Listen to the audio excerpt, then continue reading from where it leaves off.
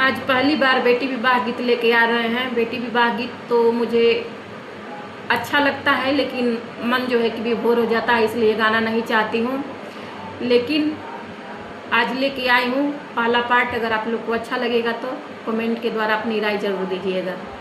छोटी मुँह की हावी तलैया तलैया बड़ी सुंदर, छोटी मुँह की हावी तलैया तलैया बड़ी सुंदर, अरे ओही में नहाली रूपल सुभवा केसी या झकोरे मारे, अरे ओही में नहाली रूपल सुभवा केसी या झकोरे मारे, अरे घोड़ावा चढ़ल अइले संदीप दुल्हा दुआ रे पर खड़ा भइले, फिरी जाहूँ ए स्वामी जी फिरी जाहूँ घर